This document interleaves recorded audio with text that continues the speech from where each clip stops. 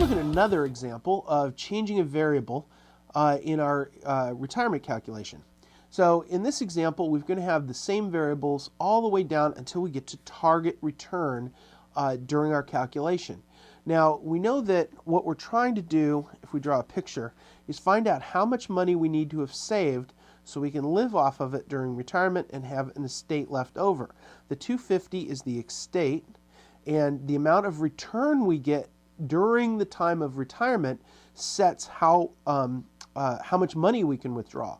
So I've been using a 4% return during a retirement. So if we use our calculation here at 1.8 million, we're investing 1.8 million at 4%, and it's gaining 4%, but we're withdrawing every year 100,000. So the net worth or the balance of the account is falling. In this case, we're going to change this from 4% to, let's say, 6%. We're going to take a little bit more risk. We have 30 years in retirement. It's not unusual to take a risk to try to generate 6% returns in retirement. And so we're going to change this to 6% and see how that impacts our calculation.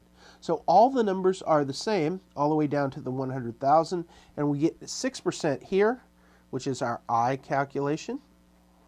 And then we have 250, which is the future value. We have the N equals 30, and we're looking for the present value. So we have all our variables set up here. Obviously, the payment is still 100,000, so PMT equals 100,000. So we have all our variables. We're simply looking for present value.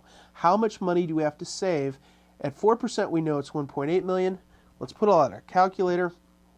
Clear second, clear time value of money, and we simply input the information again. N30.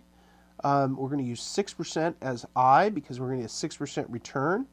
We're going to use a present value of, we're looking for present value. We're going to use 100,000 as a payment, and we're going to have $250,000 as a future value.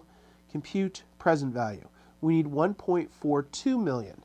1.42 million. So if we can't get to 1.8 million in our retirement savings, then what we could do is take a little bit more risk or try to generate a return of 6% during retirement, which would turn the amount of money that we need to save into $1.4 million. So we would, because we're having a higher return during retirement, we need to have saved less. So this is one adjustment that you could easily do. Of course, if you change this number to 20% during retirement, you have to save even less, but that's kind of outside the range of what's reasonable. But we could do it just again very quickly, change this 6% into 8%, the 8% being a more risky number, but it's still a reasonable number. So while the numbers are still in the calculator, let's just change 8I compute present value, 1.15 million. So present value equals 1.15 million. As you can see, as the interest rate during our retirement, the return on the money that we've saved goes up, the amount that we have to have saved goes down. So at 4% during retirement, you need 1.8 million. At 6% during retirement, you need 1.42 million. And at 8% during retirement, you need 1.15 million. Now remember, these are inflation-adjusted dollars 30 years from now. So it's not $1 million today, it's $1 million in dollars 30 years from now. So this calculation here can make retirement seem a little bit easier to project and a little bit easier to grasp.